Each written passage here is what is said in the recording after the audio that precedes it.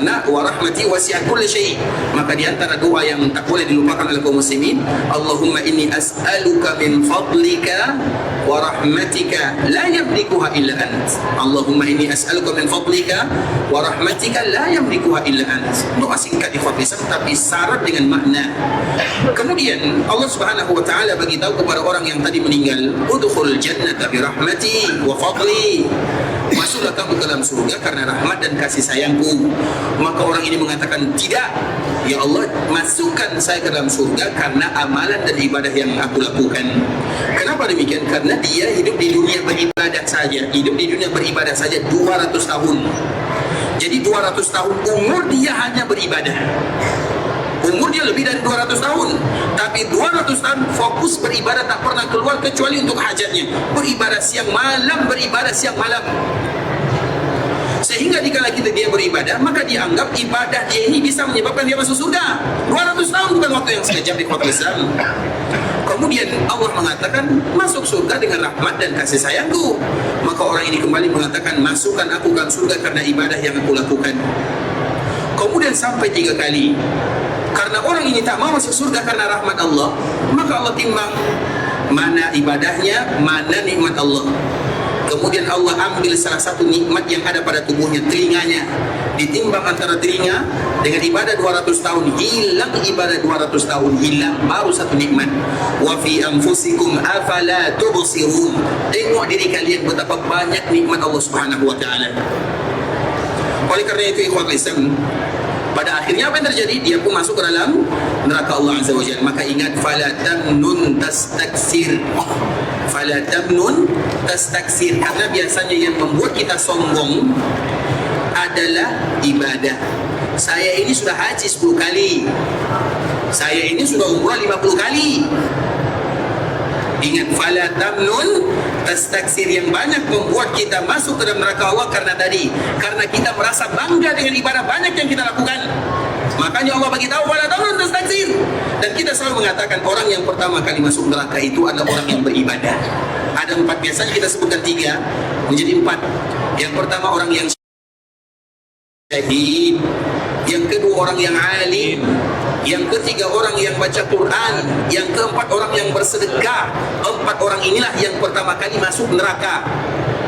Hadis yang dikeluarkan oleh Imam Muslim dari sahabat Abu Hurairah, yang pertama orang yang syahid, meninggal, dipanggil oleh Allah, "Mada amilta?"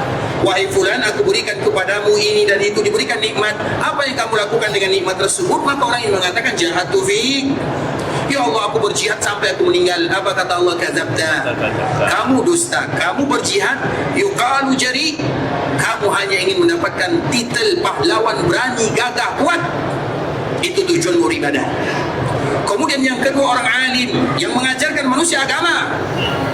Kalau bahasa kitanya seorang ustadz, seorang ulama, itu paling banyak masuk neraka. Makanya jangan mau jadi ustadz. Saya ini terpaksa ya. Tadi pada saya kita lanjutkan. Terpaksa yang ubah. Tadi Pak Lisan.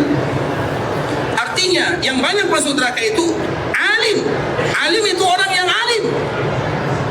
Kemudian Allah, dia meninggal. Kemudian ditanya oleh Allah, apa yang kamu lakukan? Ya Allah, aku mengajarkan manusia aku ini. Allah mengatakan, tidak. Kamu melakukan yang demikian supaya kamu dipanggil Ustaz Fulan, Ustaz terkenal, Ustaz Fulan, Kiai Fulan, ulama Fulan. Maka dia yang pertama kali masuk neraka Allah Azza wa Jalla. Kemudian yang ketiga, orang yang baca Quran. Dia meninggal, dipanggil oleh Allah Subhanahu wa taala, maka Allah bertanya, wahai fulan, apa yang kamu lakukan? Dia pun mengatakan, qara'tu fikal Quran.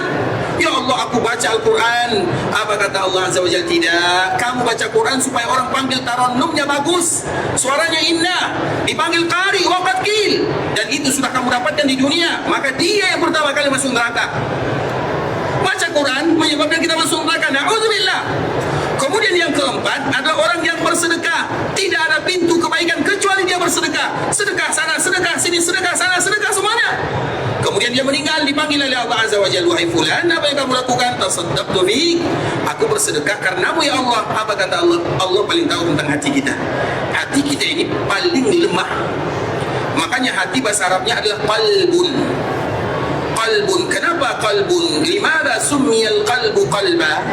Kenapa hati dinamakan dengan hati? Litaqallubihi. Karena hati itu qalbun itu bahasa Arabnya sesuatu yang berputar, tak menetap. Jadi dia selalu terbolak-balik. Itu disebut dengan qalbun. Makanya qalbun itu bahasa Arabnya yataqallab, yuqalib. Itu bahasa Arabnya adalah sesuatu yang tak menetap, selalu berputar. Bahkan para ulama menyebutkan, misalnya kita ambil air, kemudian kita panaskan air tersebut di atas apa namanya? Di atas pali ya. Di atas tungku, tahu tungku? Tungku apa? Kompor apapun namanya. Kemudian kita gunakan kuali itu bahasa mana nak? Masa lama-lama ya. Di atas panci, di atas panci. Bahasa yang lebih resmi ya. Tapi di atas panci. Kemudian setelah lama apa yang terjadi kepada air? Mendidih. Mendidih itu ikhwan Islam. Mendidih itu apa bentuk mendidih? Macam mana mendidih itu? Apa yang terjadi mendidih itu bagaimana? Mendidih itu dia berputar. Cepat atau lambat? Cepat sangat. Semakin lama semakin cepat berputarnya. Para ulama menyebutkan hati kita lebih cepat berputarnya daripada air yang mendidih. Pagi beriman, petang sudah kufur kepada Allah Subhanahu wa taala. Pagi ikhlas, petang sudah itu hati. Makanya summiyal qalbu qalban litaqallubihi. Summiyal qalbu qalban litaqallubihi. Dinamakan hati dengan hati karena ia cepat, dia tak menetap. Dia kadang ikhlas, kadang riya, kadang ikhlas, kadang riya. Dalam satu detik dia bisa berubah. Dalam satu detik dia bisa berubah. Oleh karenanya yang keempat, yang masuk neraka itu adalah yang bersedekah. Dia bersedekah semuanya. Allah panggil dia ketika dia meninggal.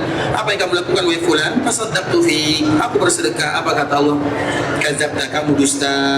Kamu bersedekah karena supaya kamu dipanggil orang yang dermawan. Takut dibilang bakhil. Oh, bapak ini dia tak kikir. Itu yang kita cari.